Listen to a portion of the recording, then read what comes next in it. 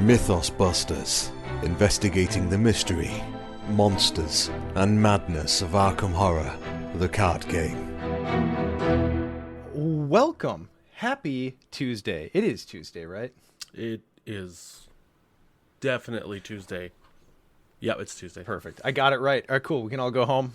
We did it. Nailed it. Mission accomplished. Mission accomplished. Hi guys, we're the Mythos Busters. If you don't know us, I don't know, I just always feel like going through this preamble in case it's the first time anyone's around these days. But we do a podcast and some organizing, to say the least, around the Arkham community, as well as these streams and the occasional game when we can get to play them. But tonight we have something special for you. So I'm Sean, that's Scott, that's Justin. Unfortunately, Ian could not be here with us tonight for his very favorite class, which, you know, will everyone pour out a little bit of liquid courage for Ian. Oh, poor guy. It just feels wrong. It does. Kind of feels like we're cheating on Ian. He took an arrow to the knee, you know? That's right. He used to be a podcaster. Yeah. But no, that all said, he gave us his blessing graciously. And we are going to move forward with sharing some previews from the upcoming Rogue starter decks for Chapter 2 of Arkham, which I believe André Patel, correct? That is correct, yeah. The titular character. Mm-hmm. But before we get to that, I will remind everyone, go follow us on the things. Check out our Discord server. Honestly, it's probably our biggest selling point. The Discord server is amazing. We have great mods, fantastic community, so many channels. More channels than you could ever read. More channels than you need, but, you know, just mute the ones that you don't want to talk in. But most importantly, the one I will always prop is the New to Arkham channel, which is a wonderful little ecosystem of new players or prospective new players who are able to come in and ask some questions of, you know, you got some vets in there. And then there's this wonderful churn of new players who become learned players. And then they contribute to the newbies onboarding. And it's this wonderful little cycle. So check out the Discord server if you haven't already. Mythos Busters, it's searchable. And we'll see you there. Boys, let's do some spoilers. Before we do spoilers, super quick, shout out to Big Kahuna. 29 months subscribed. Oh, I was monologuing. Oh, thanks, Chris. It was really funny as we go. Every time we stream, Chris is able to do that because we're a month between streams. God bless him. Just bomb in and bang. All right. Well, no one's taken the title from Chris, so we appreciate you. All right. Let's move to some spoilers. Mm-hmm. Let's get this one out of the way because I know it's out of the way. It's an exciting card to have, but we've seen it. You know it. You love it. It's Lockpicks level 0, which is in fact a level 0 asset. Rogue, 3 cost, intellect icon, item, tool, and illicit traits. Action, exhaust lockpicks. Investigate with intellect. Add your agility to your intellect for this test. If you do not succeed by at least 2, discard lockpicks. It takes up a hand slot. It's yep, that's lockpicks. Does what it says on the tin. Now, we're like no selling it here, but let me remind you guys how thrilled, how over the moon a Skidsmain would have been to have lockpicks this early in the game's life. Yes. Like, I do think this is, of the repeats that we've seen, this is a good one to throw in early. It's simple, it does a thing, and it's like, it's so perfect on the theme for rogues. Like, it's old, but I love this card still.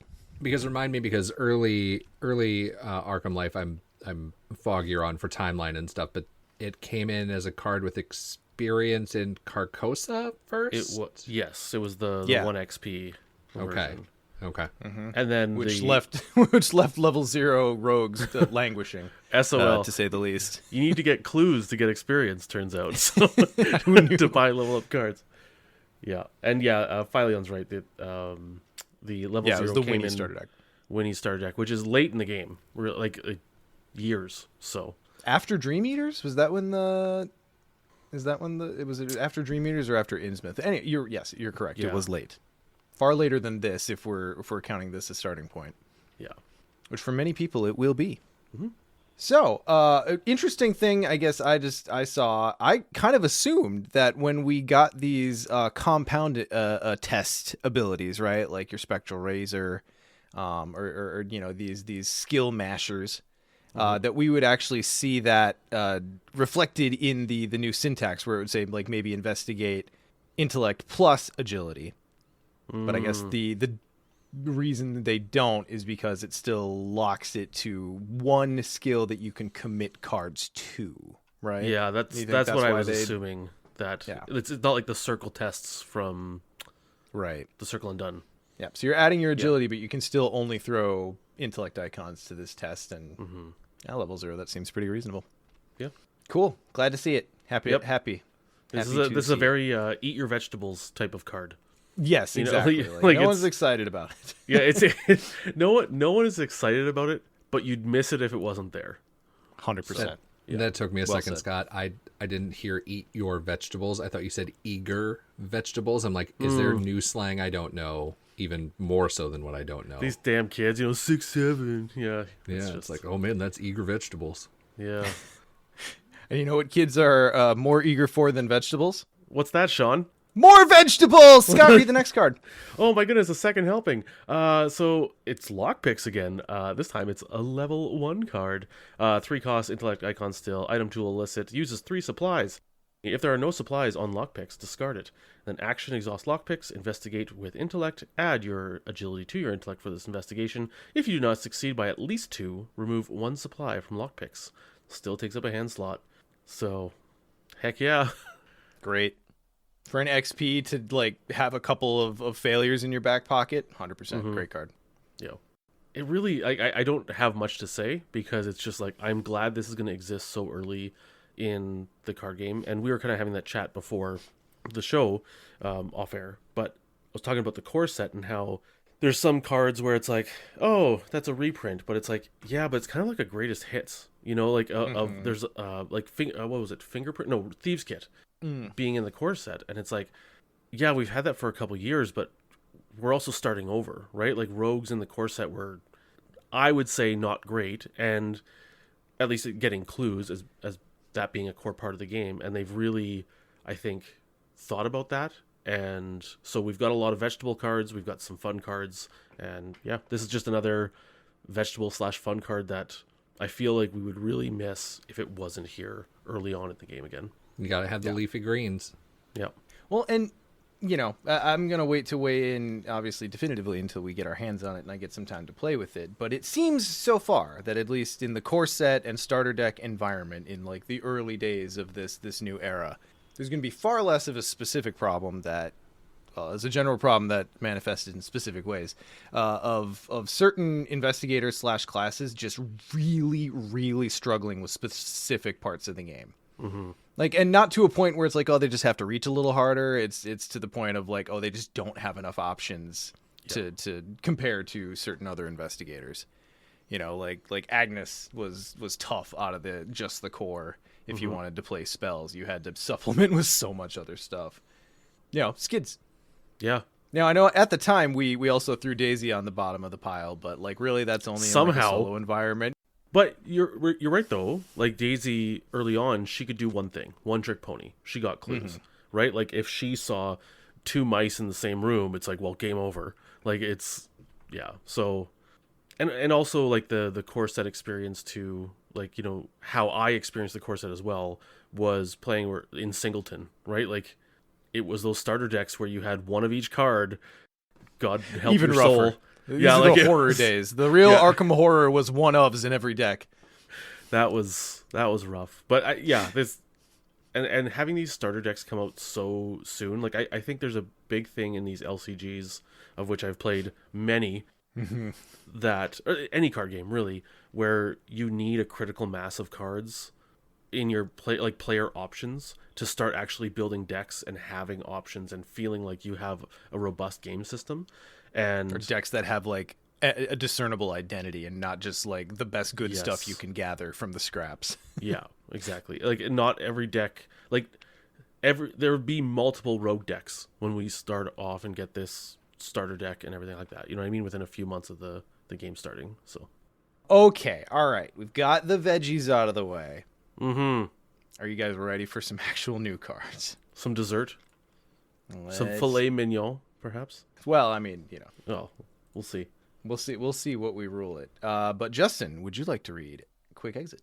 Level 0, 2-cost event. We have a will icon and an agility icon. Tactic and trick traded. Evade with agility. You get +2 agility for this evasion. If you succeed by 2 or more and the evaded enemy is non-elite, that enemy does not ready during the next upkeep phase. Stunned.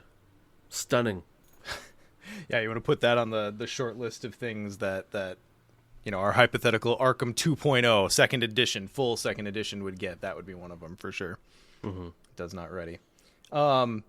It's pretty. It's like yeah. I don't necessarily want to say sad or slip away because slip away is pretty juiced at level 0 to be honest. But like, Yeah.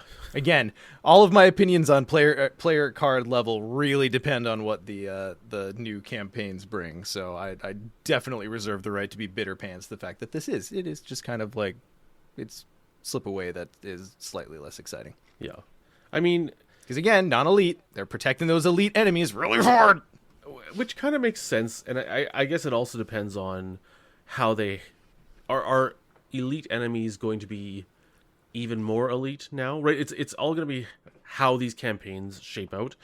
But the big thing with elite enemies is it feels like they're the story drivers often, and they kind of need to be able to be reliable for the designers to do a thing, right? They need to be a threat. They need to be moving and hunting or whatever. They need to be whatever it is. And I think it's dangerous to give, from a design perspective, dangerous to give us easy ways to deal with elite enemies. Like elite enemies should feel elite, I think. Yeah, I agree.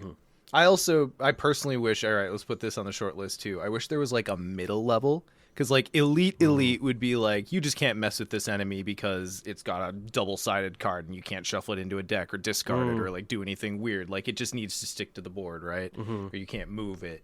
And then there's, like, hey, this is a tougher enemy that we don't want the cheap tricks to work on, but the cooler tricks could still work on it. Right. I guess we're just kind of doing that in effect.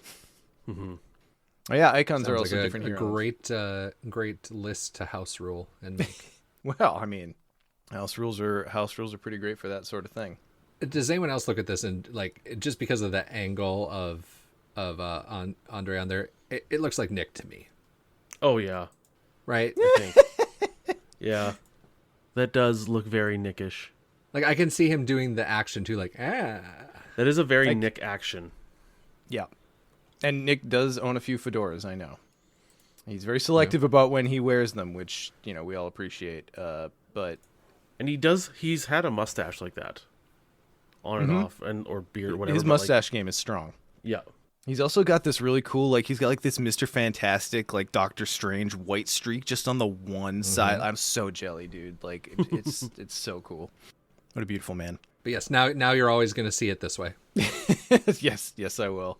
Okay, but like not being bummer pants about this stacking up to slip away, because actually I do think slip away is very jacked up for a level 0 card. This seems fine, and it is a good disabling effect. I mean, obviously it's got a lot built into it but like I don't know. And it's good for Andre, right? Because we've seen that he like really cares about succeeding by 2, as any rogue should, right? So I'm going to challenge the narrative a bit here. Okay. Is it that much sadder than Slip Away? Because like you like Slip Away, you add your intellect, but I mean like if you're playing skids, that's equal to getting a +2. And I mean, does Slip Away also, is it guarded from it's non-elite? Yep. It is non-elite. Okay, all right. Well, that was the biggest complaint for me, so I'm just misremembering. I'm misremembering Slip Away then, so I rescind some of my snark, but not all of it. I mean, the biggest change here between Slip Away, I mean, the icons on the side, but you add your intellect to the skill instead of getting +2. So, Skids had 3 intellect. Okay. I mean, yeah, I don't know. I don't think that this is a card that I'm going to doom and gloom, be like, oh, it's so much worse than Slipaway. Okay, it's slightly maybe less good.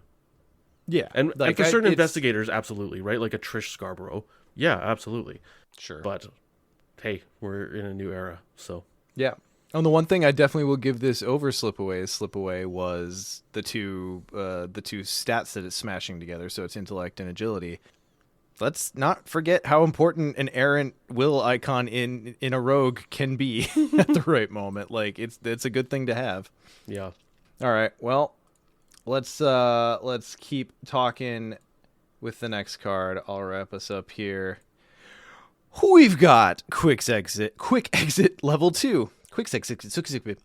All right, so it's a level 2 cost event, double willpower icons and a wild. So triple will icon.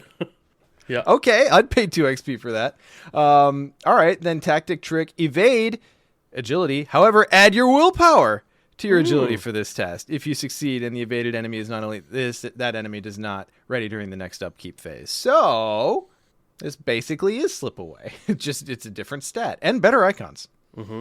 Well, I mean, Slipaway had a level 2, and it required if you succeed by 1 or more to get the rider on its level 2. This one is just succeed. Oh, I forgot that changed the margin on that one. Now, also, Slipaway level 2 had, if you succeed by 3 or more, you can return it to your hand at the end of the turn. Mm-hmm. But, hey, I think this is good. I mean, it's obviously going to depend on your investigator and where their willpower's at, because, you know, if you're... Okay, so I know for sure Skids has 2 willpower, so, like, there's no... I mean, you get rid of the plus, or succeed by 2.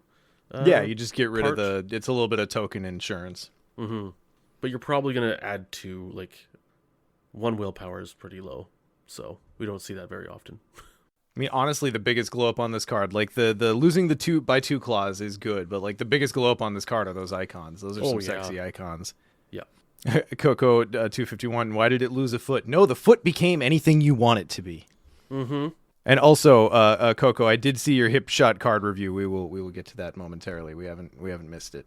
Sorry, Scott. What were you saying? Oh, I was gonna say it didn't lose a foot. It gained a willpower, an intellect, and a combat icon piled on top of the agility icon. That's right. And then another willpower icon on top of that. So there you go. I mean, honestly, like talking about Chapter 1 investigators, I don't hate this in Winnie. That's a wild icon. Mm-hmm. Like I know technically the text isn't taking advantage of her best skills, but no, it is not. No. Like I said, like if 3 willpower icons on a single card in Rogue, that can save you a frozen in fear that's been dogging you the whole game, you know? Like it's a good skill to be able to juice. Well, and keep in mind too, a lot of how we're talking about this is with the full legacy card pool. Totally. Right? Again, if this is just the first, like in the my first Rogue kit somebody has, I think it also hits a little differently than how we would see it. Oh, absolutely. It's tough for us to turn that part of our brains off. Yeah. But I mean, the thing is like cards tend to be a hierarchy just naturally because deck slots are limited and efficiency is efficiency. But yeah, the hierarchy certainly changes when like half of it's not technically there for you. This is also, I think, an excellent... both of them are excellent solo cards. Like, Sure, yep. This enemy's out of the game, right? Like, and it gives you a whole extra all right. turn. Like Dubs pilled over here. Come on, Well, out of the game. I mean, like, so let's say they spawn on you. You evade them as his first action. You now have 5 more actions to get out of there, you know, and then 8 more actions before they hunt. So... Sure. It's certainly it's occupied for a while. Mm-hmm. Yeah, I mean, I guess again, I reserve the right to change my mind, but from everything I've seen from this first big splash of cards between the core and the starter decks, solo is going to be a much better time than it was in the early card pool of the first chapter. Which is weird because I think, if I'm not wrong, on the box I think it says 2 to 4 players this time around. Like Does it really? I'm not sure, but I know there was some explicit. The designers mentioned that like solo's not really going to be a focus. Like it's going to be two-handed solo. I bet Nick died inside a little bit. I mean, here's the thing. I'm still going to play this solo, and I am totally okay with that. And it's just a different format within the game, which is fine by me. So well, and honestly, I mean, it maybe this happens more on forums that I don't occupy. But do you guys think in the game thus far there has been a big problem of people buying the core set, assuming you could play solo, having a really hard time with it, and like being upset and abandoning the game? Was that a thing that happened? I have seen it in the new to Arkham channel, like on our Discord. Like I have seen like, hey, like I bought this and I played, but it's usually something like, oh, I'm trying to think here. Like they played a specific investigator, and it's like, oh, that is not a solo investigator, especially with just the core set. You know what I mean? Like it's, and so usually the community will be like, hey, you kind of got set up for failure out through no fault of your own. But like, hey, here's a way to play solo that's a bit better. Consider these things. There's definitely, I think there's been for sure some people having a bad time solo the first time. And what I remember seeing is usually it's along those same lines, Scott. Mm-hmm. And then it's when they essentially hear that they technically can use all the cards in their collection, but if they actually want to play the game in solo, they can't really use all the cards. Or yes. all the investigators, Mm-hmm. And that will tend to sour people, and then they will bounce. Now, some people get it; they're like, "Oh, okay, so it is one, like it says 1 to 4 on the box, but 1 just comes with some strings. That's naturally how it works." Mm-hmm. But I think it's one of those things. I think people who either love or hate solo are probably a little more vocal either way. Mm-hmm. And so I don't know what portion of the community that would be. My strong suspicion is that the majority of people play at least 2-player multiplayer, but who knows? Love it or hate it, solo is one of the strongest Arkham experiences you will have. Yeah. If you want cosmic horror, solo's where it's at. I also have to eat my hat here because I think, is this Reed somewhere else? The designer? Anyways. Hey Reed. Yeah. The box absolutely still says 1 to 4, and we're definitely still designing taking true solo into account. So there you go. Great. There you go. Eaten. Look at that. Yep. Here we are, spreading misinformation right before your eyes. I'm so sorry. Well, no, I don't think it was spreading misinformation. I think it was that's what we have heard. Chapter 2 is a new chapter, and yeah, and now we can just be people can say that we're just agreeing with FFG. We're too close to it, and so now we've done our duty. Oh, I'll criticize FFG all day long. Don't get me wrong. Reed also You heard me talk to Nick? Yeah. It says a big goal of the new Evergreen pool was to make sure that true solo was a viable experience right out of the gate in any class. So there you go. Lovely. Yeah. That's great. I haven't even got my hands on it yet, and I've gotten that impression. So hopefully mission accomplished. Yeah. And to be very clear, there's just some cards and some investigators that don't work great in true solo, and that's okay. That is okay. Goes.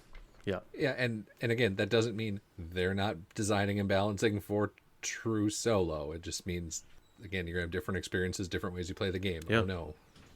Oh no. Yeah. One of my favorite games of all time.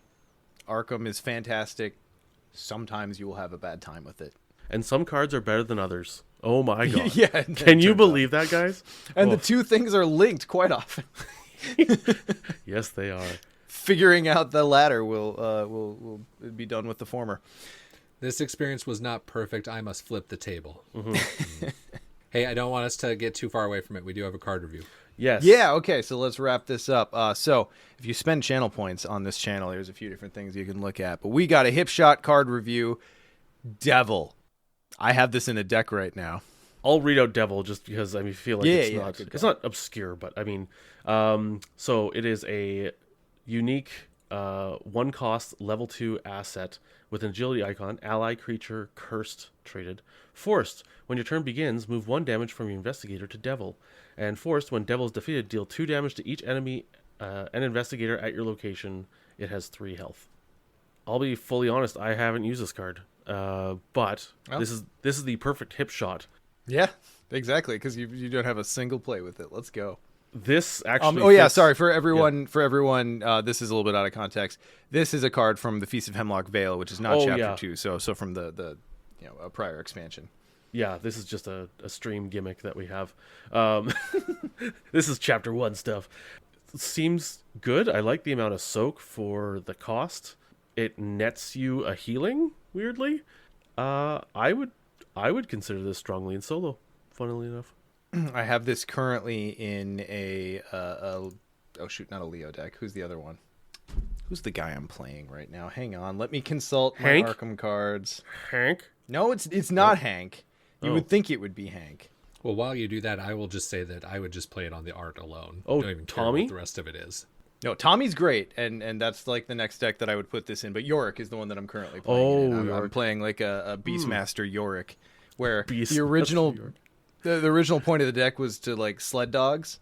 Okay. I have had one game where I actually get 3 or more sled dogs out. Like it's the promise of sled dogs is not as great as the reality of sled dogs. Sled dogs is a unfortunately. lot of work. It is difficult. really Yeah, anyway, Devil in Yorick has been great because Devil's super low cost. So like you can loop this fairly regularly.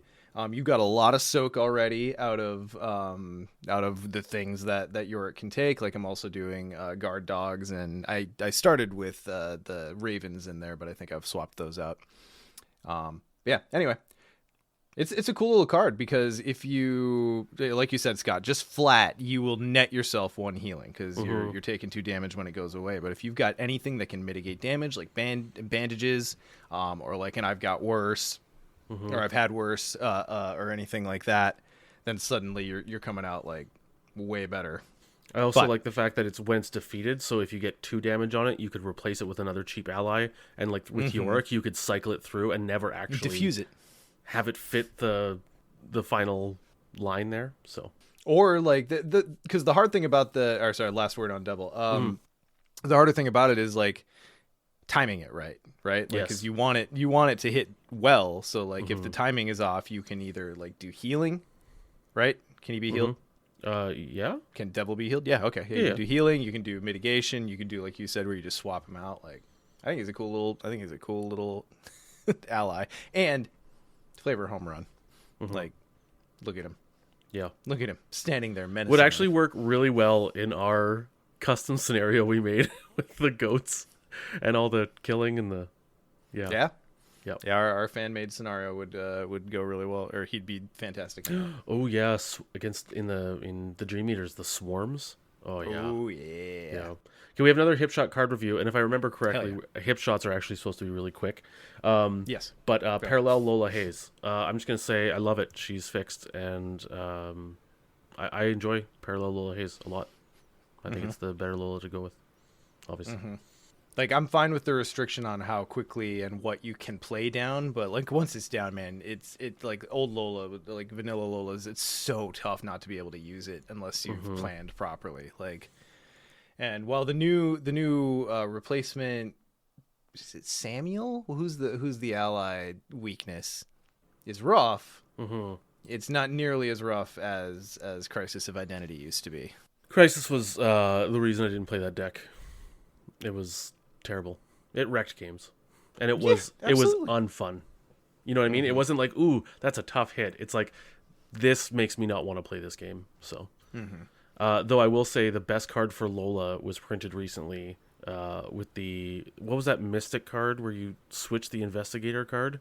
Oh, transmutation. Yeah. So you just Transfiguration? you build a Lola deck and then just take Lola out of the equation, and now you can just play whatever card you want. Fantastic. Yep. Hip shot card review. The Wait, another one? Bells. The bell tolls for Nick's benefit. Oh, I love the design of the bell tolls and the stories that come out of it. I hate playing it. Yep, I mean that's pretty much it. Like I love that it exists, and like it's really fun. It's really fun when we get around to doing an Iron Man to have that be in the mix, just to add that, just to add that drama to the experience. Nick got what he deserved. Oh man, Nick could have cowered it out like any normal person would, but he chose to be obstinate and face his own death, and it got him. And then he gets angry. He's like, "Whoa, this sucked." I'm like, you could have chosen not to have it happen. You could have done. Oh no, the anything consequences of my own actions. Yeah. Another hip shot card review. Man, everyone has all these Daisy tote bags. Ursula Downs, only Scott may answer. Best solo investigator in the game, hands down. The end. else. No notes. 10 out of 10 would solo again. Yep. All right, guys. Well, that's going to wrap us up for the card preview part of the stream. We are going to move now. Well, okay, we'll say goodbye in practice, but we're actually going to be moving directly to a second part of this stream where we're going to be breaking down the latest FAQs. It's pretty great. So, pretend goodbye. Bye, everybody. See you soon. See you next time.